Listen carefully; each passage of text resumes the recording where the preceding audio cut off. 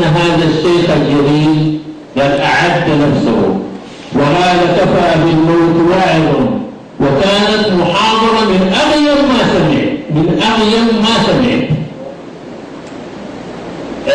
لقد ربنا سبحانه وتعالى قال لقد خلقنا الإنسان في كبد، لقد خلقنا في مكابدة مع أنفسنا بين الخير والشر، فمنا من أراد له الله أن يتبع طريق الخير، وهؤلاء هم الرجال الذين يجاهدون ويكابدون ليصلوا هذه المرحلة. الحياة الدنيا تمثل عند المؤمن رسالة. هذا ما يقول الشيخ، لما أقول أنا ألخص لكم محاضرتي على الموت. يقول يجمع المال يتزوج. لماذا ينجب لينجب ذرية نجيبة تعمل عملا صالحا. طيب لماذا يجمع المال؟ يجمع المال لينفقه فيما يرضي الله. لماذا يتزوج ليعف نفسه وينجب ذرية صالحة. هؤلاء هم المؤمنون، حسب ما جاء في محاضرة الشيخ. وقال الحسن البصري على الموت: فرح الموت الدنيا فما ترك لذي لب فرحا. ده الموت يا جماعة، الموت بيفتح الدنيا فعلا، لأنه الدنيا حياة وموت. ده يعني إيه؟ إنك أنت عندما تأتي وترى الموت وأنت واقف عند الرب مهما كانت أفراحك، وإذا كنت ستعرف غدا فسيصيبك الفزع، أي أن الموت فعلا قد فتح الدنيا وأبان أنها لا تساوي جناح بعوضة للمؤمنين المتقين. والموت عند المؤمنين هو أعمال صالحة وملائكة حاضرة. أنا يا جماعة أكلمكم عن نقاط جمعتها جمعا من هذه المحاضرة الغريبة. هل ليس هذا كلام هذا الشيخ الجليل عليه رحمة الله؟ فهو عندما يقول هو أعمال صالحة وملائكة حاضرة، يعني يا جماعة نحن ذاتنا عمل صالح. دلوقتي نحن لما نكون عايزين نزور مسؤول أو عايزين نزور إنسان بناخذ هديته ونمشي نزوره إكراما له.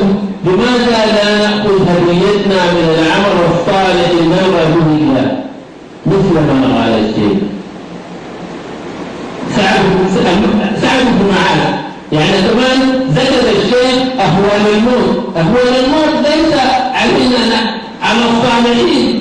سعد بن معاذ بشر الله بأنه الزكوة عند موته ب70,000 ملك.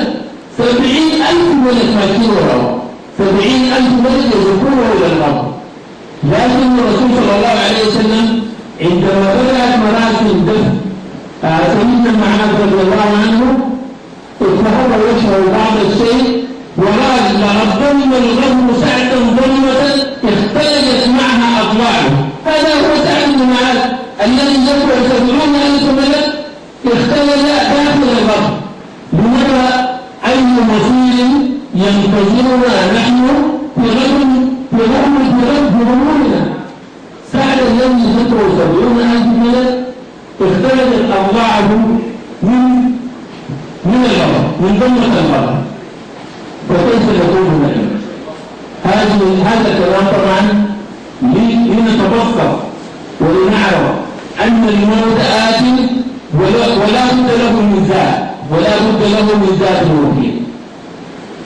الذي يسوء الموت يا جماعة لازم يعمل 3 حاجات. يعجل التوبة. أنا خلاص بعد ما دمت الجبر وتغذيت الموت ما عندي طريقة إلا أعجل بالتوبة، لأنه يمكن بعد 5 دقائق أكون داخل هذا الغم. وأنا أذكر قبل ذلك ذهبنا لتولية المدني لنسبها جدي، وأثناء مراسم الدم كان هناك غبر فارغا نزل أحدهم داخل هذا الغرب وقال لي: عبد المنعم هذا الغرب صاحبه يسعى في الدنيا حاليا. قال هذه الكلمة وجئنا في المساء لندفن خالد الذي توفي في حادث لأنه كان آتيا ليعلم في جدي وما تلقى أن يصيبه مكان العذاب. هذا يؤكد أن بين ضوئي الموت شعرة صغيرة جدا جدا إن لم تحسن الذات ابتلعت اليوم فليحسن الذات. ماذا نعمل؟ توبة عاجلة وحكمة في القلب، لأن القلب الذي لا يريد أن يتوب رقة القلب بل ران على قلوبهم ما كانوا يكسبون. قلوبنا مليانة صدى لن نجليها إلا بالذكر وبالتنظيم حتى تنظر ستتوب، عندما تنظر ستتوب. وما هو العنصر الثالث الذي لا نجي لك نعيده على الأرض؟ العمل الصالح. توبة رضا القلب عمل صالح يرضى به الله. من ظاهر الموت عند بعضهم وأكرر مرة أخرى ما أظن هو ما قاله الشيخ الجليل زوج بلال عليه السلام رضي الله عنه، قال عند موته وقرباه من ذلك الوقت كان يسلم الروح، ولكنه التفت إليها قال لها قولي واطر الله.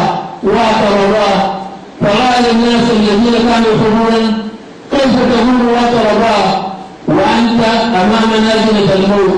قال لهم بعد غني ألاقي محمدا والأحبة. شوف هذا الفرع. نحن دلوقتي لو نبحث على 10 سنة تبعد بعيد من العشر سنة إلا بياكم تحسب بها بالوضع لا حول الله باقي 9 سنين 9 شهور باقي 9 سنين و10 يوم باقي يعني تكون في غاية التراب. ده بينه وبين الموت شعره وهو يقول واطر الله. عند الموت يجب أن نتذكر تذكر نفسك على الحقيقة. يعني في الفترة الأخيرة دي وبحكم عمل الجالية يعني واجهت يعني القسم موتى، يعني عدة موتى وقفت على مسلم. فماذا ترى هذا الإنسان متلبس، يعني تلقاه عند الموت هذا الإنسان الذي كان يبعني وكان يغني أحيانا قد جف في حلقه. هذا الفن الذي كان يتكلم ويتحدث بما هو مفيد وما هو غير مفيد قد أنبه الله عليه الصمت. هذه العين التي كانت ترى ما هو حلال وما هو حرام قد تكسرت. هذا القلب الذي كان ينبض ويدفع الدم في 70 نقطة في دقيقة قد توقف، وهذه الأرض قد شلت وأصبحت بين يدي الله. فماذا أنت فاعل؟ والمقصر يغلبك ذات اليمين وذات اليسار وسيلبسك ثوب الأبيض يلبسه الرجل كل يوم وسيلبسه بعد كل يوم. وماذا أنت فاعل؟ نفس الثوب يلبسه الملك ويلبسه الخفير ورجل واحد يدخله الكل. والغد يا جماعة دع عنك إطلاقه عليك، ظلمته موحشة.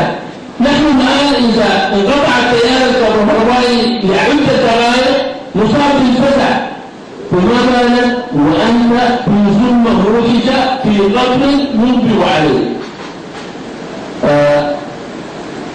خلق الإنسان من نطفة فإذا هو خصيم مبين.